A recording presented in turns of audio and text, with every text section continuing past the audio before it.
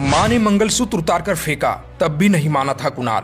IPhone ही नहीं बल्कि इस वजह से खत्म हुआ पूरा परिवार। पुलिस और पड़ोसी ने बताई असल कहानी। जी हाँ, महाराष्ट्र के संभाजी नगर जिले की वालूज इलाके से सामने आई इस घटना ने हर किसी को झकझोर दिया।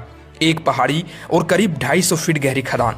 लेकिन सोशल मीडिया पर इस घटना का वीडियो सामने आने के बाद तरह तरह की बातें कही जा रही हैं। कोई बेटे को दोष दे रहा है तो कोई माता पिता को जिम्मेदार ठहरा रहा है। लेकिन जब इस पूरे मामले की पृष्ठभूमि सामने आती है तो कहानी सिर्फ एक आईफोन की EMI तक सीमित नजर नहीं आती। सबसे पहले आप इस वीडियो को देखिए। यह वीडियो कुणाल की मां ने अपने सोशल मीडिया अकाउंट पर शेयर की थी।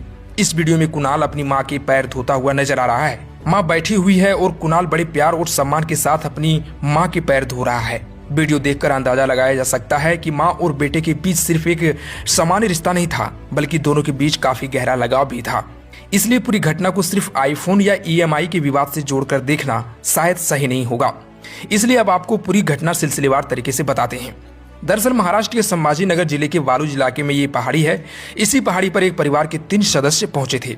बताया जा रहा कि परिवार में मुरलीधर, उनकी पत्नी संगीता और उनका बेटा कुणाल था।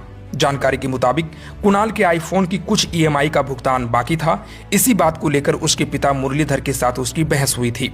मां लगातार बेटे को समझा रही थी, उसे नीचे आने के लिए कह रही थी। कुणाल की मां संगीता ने रोते हुए अपने बेटे से पहाड़ी से हटने की गुहार लगाई और कहा, तुम्हारा अपने पिता से झगड़ा है, देखो मैं अपना मंगलसूत्र उतारकर फेंक देती हूँ, मैं तुम्हारे पिता को छोड़ दूंगी, तुम मेरे साथ आ जाओ। परेशान मां चीख चीख कर अपने गले से मंगलसूत्र उतारकर बेटे की तरफ फेंक रही थी। लेकिन जिद पर अड़े बेटे ने मां की विनती को अनसुना कर दिया और कुछ ही समय में पूरा परिवार 150 फीट गहरी खाई में गिर गया। लेकिन सवाल यह है कि क्या यह सिर्फ एक आईफोन की EMI की वजह से हुआ?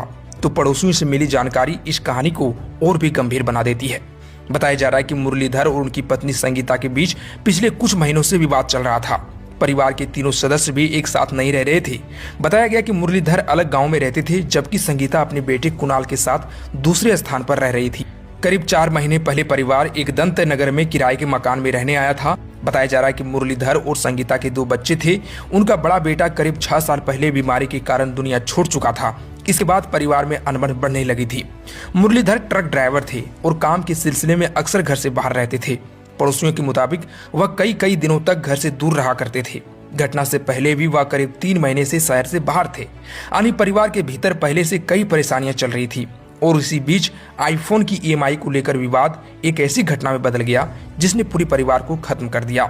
इसलिए अगर आपके घरों में भी पैसों को लेकर तनाव है, बच्चों की कोई जिद है या परिवार में कोई बड़ा विवाद चल रहा है, तो बातचीत का रास्ता बंद मत कीजिए। किसी भरोसेमंद व्यक्ति से बात कीजिए, क्योंकि महाराष्ट्र की इस घटना में एक परिवार हमेशा के लिए खत्म हो गया और पीछे रह गई सिर्फ उनकी यादें।